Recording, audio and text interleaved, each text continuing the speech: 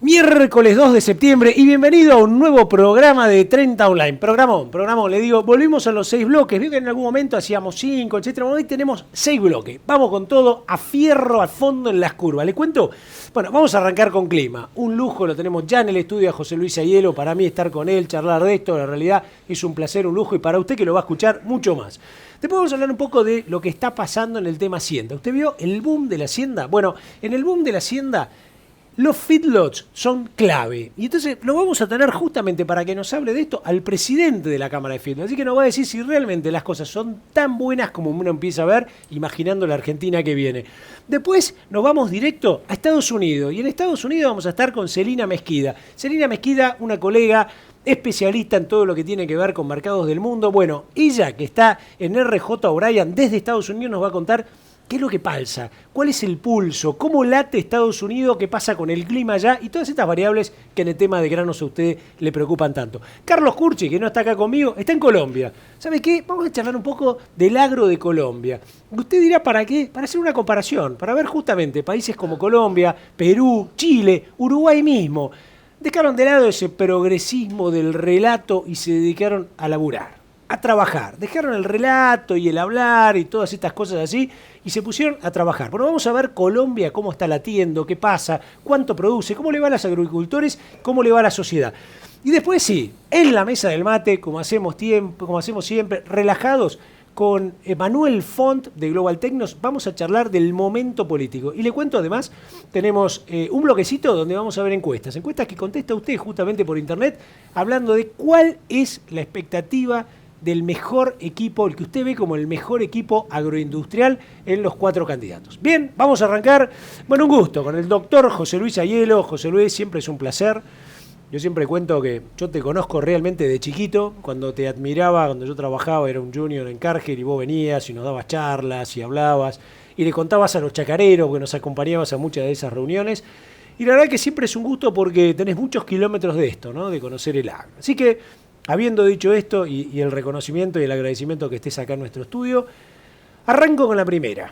Esto que algunos llaman niño débil, niño fuerte, el niño amigo de los niños. ¿Cómo lo estás viendo al niño? Bueno, el niño está instalado con un valor moderado, porque hay niños débiles, moderados y fuertes. Y además de estar instalado, la probabilidad de que lo siga estando y que tengamos obviamente la cosecha gruesa 15-16 bajo la influencia del niño es muy alta. O sea que vamos a tener una campaña de cultivos estivales bajo la influencia del niño y su intensidad puede ser moderada. Yo no coincido con el hecho de que se está planteando un nuevo niño fuerte, uno de los más grandes de la historia y generando hasta una incertidumbre que no es inconveniente para la gente, porque no es que yo lo piense, los datos que nosotros estamos viendo ubican a la intensidad actual en un cuarto, en un quinto lugar respecto al ranking. El niño más fuerte fue el del 97 y el 98. Ajá. Pero el punto es que va a haber un niño, la intensidad moderada es importante y eso se llama una regadera artificial para los cultivos de verano, que después, junto a los fenómenos regionales que no son pronosticables, van a definir el verdadero patrón que vamos a tener para los cultivos de verano. Me refiero a que uno puede decir, no, vamos a tener un niño, por ahí están diciendo 1000, 1500 milímetros, eso no se puede decir, ni se debe decir, pero aparte de eso, la lluvia no está totalmente determinada por el niño. El niño es un efecto importante que opera sobre el sudeste en una amplia región, y a eso se le acoplan los fenómenos que son locales, regionales. ¿Qué pasa, por ejemplo, si en la floración del maíz se instala un bloqueo seco, como ha ocurrido varias veces? Habiendo niño que tengas un bloqueo seco. Claro, entonces en ese mes no hay lluvia. Enero, por ejemplo. Exacto, correcto. Y si no hay lluvias, el rendimiento del maíz no es el que uno esperaba en un año niño. Con lo cual hay que ser cuidadoso con todo esto. Pero las condiciones son buenas y corren a favor de la provisión de agua y de buenos rendimientos a nivel global del maíz y la soja fundamentalmente. La ventana de siembra, usted del otro lado está pensando en una ventana de siembra. ¿Qué quiere decir una ventana de siembra? Cuando uno escucha Niño, ya lo sufrimos, el Niño inundó gran parte de la provincia de Buenos Aires, el sur de Santa Fe, tenemos los campos anegados, estamos tratando de ver cómo zafamos de todo esto. Entonces aparece para los agrónomos, para los productores, esto que llamamos la ventana de siembra. La ventana de siembra es ¿cuánto tiempo? Y acá va un poco la pregunta para vos, ¿no? Yo le hablaba a la gente del otro lado que la está padeciendo. Digo, ¿cuánto tiempo, José Luis, podemos estimar que tendremos para que el agua escurra o el agua se infiltre en los lugares donde tienen 1 metro, 2 metros de agua todavía? ¿Nos va a dar tiempo, cuando vuelva otra vez algún tipo de reacción del Niño, para que el agua de alguna manera vuelva otra vez a su cauce normal y a lo mejor podamos sembrar? Hay que pensar en las zonas anegadas, en correrse hacia el límite superior de la ventana de siembra, que son las siembras tardías. Ajá. Pero ya en cambio, en Santa Fe, en Córdoba, sin problemas, Entre Ríos también, porque es un suelo, digamos, que tiene una excelente percolación, no habría inconvenientes. Pero en los lugares que están muy anegados puede haber o no siembra o la van a tener que extender a la última etapa. En general, en todo lugar hay una ventana de siembra donde en un par de semanas se siembra el 60 o el 70% y después están las colas. Claro, sí. Las tempranas y las tardías, ¿no? En este caso hay que pensar en esos lugares anegados, en las tardías. ¿Por qué? Porque los lugares que están anegados tienen poca capacidad, digamos, de desagotarse por evapotranspiración, que se empieza a ser muy activa a partir del mes de diciembre.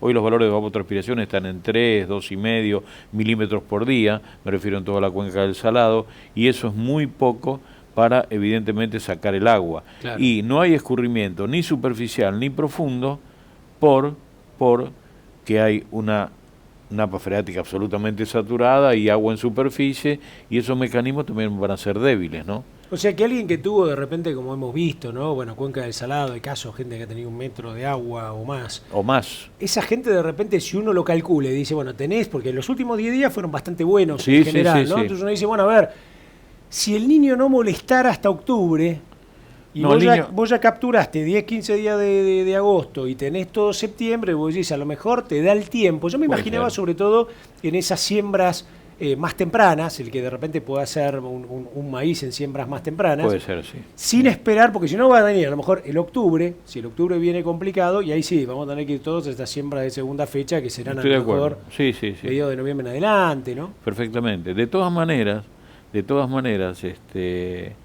esto es una escala que ya es a nivel de lote, depende de la topografía, depende del lugar, porque hay lugares donde uno puede hasta ver el techo de la casa o el tanque de agua y nada más. Claro, sí, se sí, formaron sí. verdaderas ahí ya, evidentemente. Ese muy, tiene para 2 o 3 meses hasta que le baje, ¿no? Pero coincido con el análisis que vos hacés. Es Porque así. yo me imagino, si yo tuviese un campo donde ya empezara a ver que aflojó el agua y me llegaran a quedar 20, 30 días más y de repente me aflojó y tengo el suelo como de repente en capacidad de campo como para poder sembrar, si el 15 o 20 de septiembre tengo temperatura Sí, de claro, suelo, porque claro, además no sí, es sí, sí. un invierno muy fuerte, ¿viste? Sí, ya sí, sí. empiezo a entrar en primavera y ahí lo hago emerger, me cae el Niño después, mientras no me voy a inundar de nuevo, ¿no? Y que tenés un cultivo con una cantidad de agua impresionante que aunque te caiga, como decís vos, una ventana seca en enero, tiene que haber acumulado lo suficiente para zafar en floración, ¿no? Exactamente. Decime una cosa, ¿octubre va a ser un mes complicado a nivel de Niño? ¿El Niño va a ser severo en octubre? No necesariamente, Ajá. no necesariamente. Para mí no necesariamente. Yo lo que estoy viendo que vamos a tener agosto, septiembre, octubre, con lluvias del orden de lo normal, no es probable, no es que no sea probable, todo es probable. Tiene probabilidad baja la repetición de un evento como el que tuvimos algunas semanas atrás, que no tuvo su origen en el Niño, se generó una situación donde durante 10 días había flujo de humedad por la circulación que tenía la atmósfera y un frente estacionario que durante 10 días metió agua y agua y agua y agua. O sea, no le podemos echar la culpa al Niño. No. Otra de las cosas que yo te decía de los medios, ¿no? Que no entiende cómo es la fenomenología. El Niño tiene un impacto en el sudeste sudamericano cuando el verano se instala en el hemisferio sur. ¿Por qué? Porque toda la nubosidad intertropical sobre el Ecuador, toda la nubosidad que está sobre el Ecuador tiene, digamos, una oscilación en el verano del hemisferio sur se instala sobre el hemisferio sur. Después viene el invierno en el hemisferio sur, verano en el hemisferio norte, se instala más hacia el hemisferio norte. Entonces, cuando se instala en el hemisferio sur, ya a partir de octubre, noviembre empiezan los corrimientos, ahí sí los aportes de humedad se hacen importantes y ahí actúa el Niño. Es un problema, hasta te diría yo, que tiene un origen astronómico.